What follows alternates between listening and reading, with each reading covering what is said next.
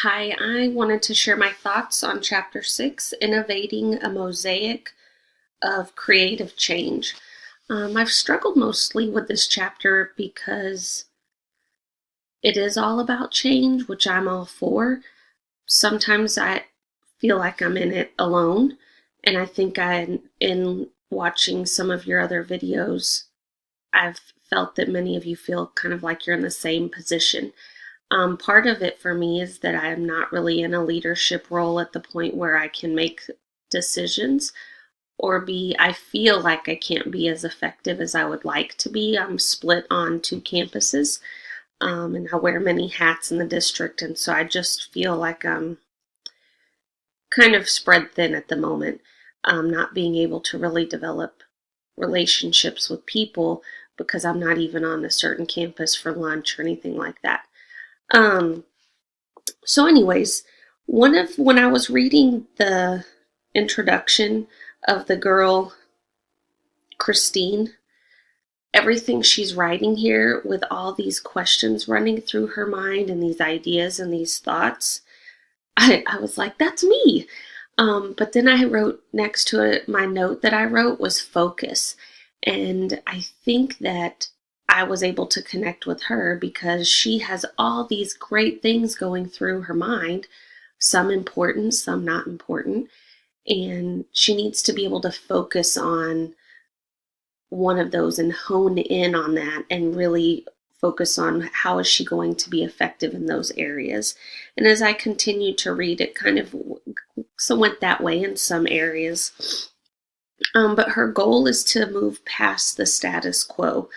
And I appreciated the way that that was worded because I feel like um, in any profession, people may be okay with just status quo.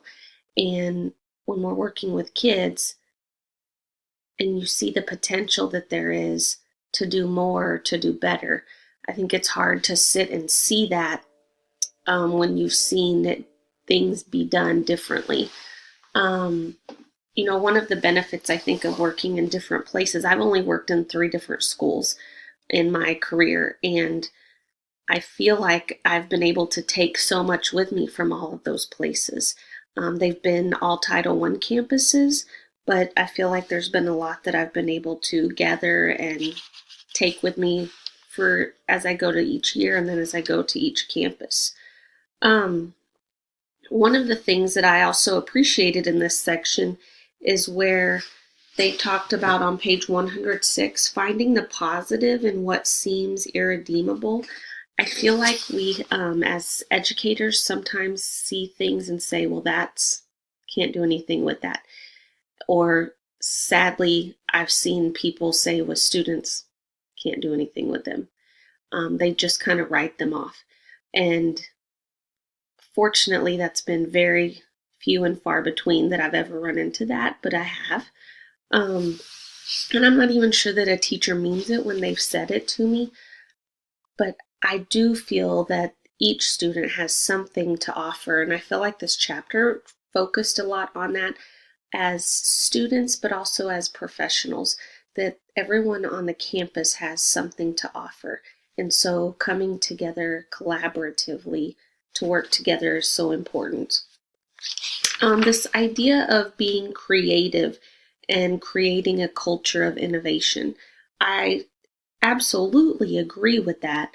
I think it's very difficult for one person to do that, especially when it's one person who has a literacy leader or as a literacy coach. We don't always have the attention of the whole campus. And so while I absolutely love what the text is saying, it's still incredibly challenging. And I'm not saying it to say it can't be done. I'm just saying that it's going to take time. And that is really a lot of what was happening here with this person, Christine.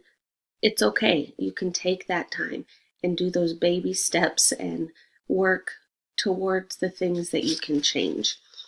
I did really enjoy the story or the information that was shared about the Ridge and Valley Charter School. It does seem like everything there is just a type of mind shift and rethinking how education is done. Um, when it talked about on page 111, as people come together, their team comes together, they're asking questions, but then they're offering solutions. So when they see something that doesn't work or see something that can be done better, they offer solutions on how that can happen. One of the things that one of my principals taught me early on was, if you're going to tell me about a problem, come to me with a solution for that problem. Because really that's going to be more effective. And even if that solution doesn't work, you're thinking, you're brainstorming, you're getting ideas, and maybe somebody else can, that idea can evolve into something else. And so I really liked that. I also liked that on page 111, there is the assumption that everyone is lifelong learners, your teachers, your students, and that everyone has something to offer and something to learn. That part about something to learn goes back to not one of us um, have can say, yep, I've learned everything I need to know and I'm done. Because we can always improve on anything or learn something new. And so I appreciated the way that that was worded, and that everyone has something to offer and everyone has something to learn, because that makes everyone the teacher and it makes everyone the student when we look at it that way. This school, though, really is thinking outside of the box. They're using each other a great deal to learn from, which I thought was really quite remarkable, because that's not always easy to do when you're looking at all the staff. Sometimes it's hard to say, well, how am I going to learn from that teacher when we don't even teach anything that's the same, or we don't have anything in common with our curriculum, which of course comes back to literacy is at the core of really all of our content. On page 112, there was this discussion of how professional development works on their campus.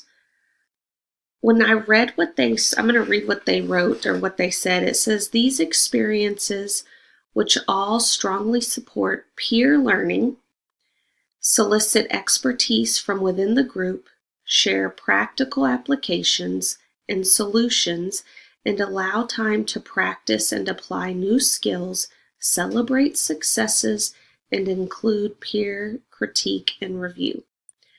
Then it went on to say that they use a portfolio system which mirrors the student portfolio system.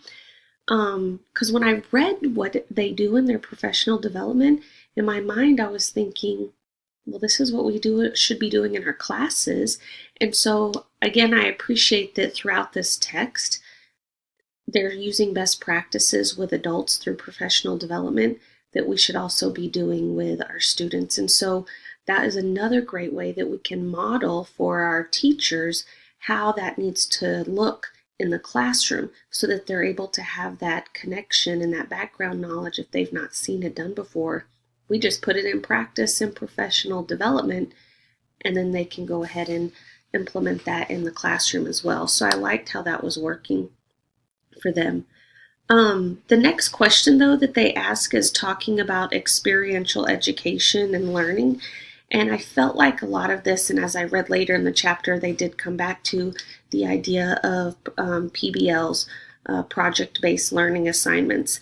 And I've been on campuses where that's been really an emphasis and it's been an expectation. And we work collaboratively across either content areas or grade levels, or even with community or other campuses. And I really feel like those are the situations, those are the learning experiences that our students are going to remember. They are the ones that have meaning for them. And so they're going to look for those solutions because they have a vested interest. They have personal interest in those things. And we've all seen that if you've ever done a PBL, where a student finds something that is meaningful to them. And then they are able to grow and learn and create and share their ideas, and really flourish where they may not do so if you're giving them a paper pencil.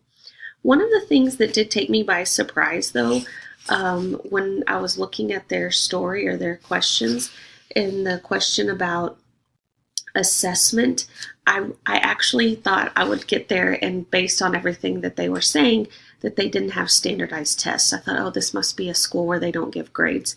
And that wasn't the case at all.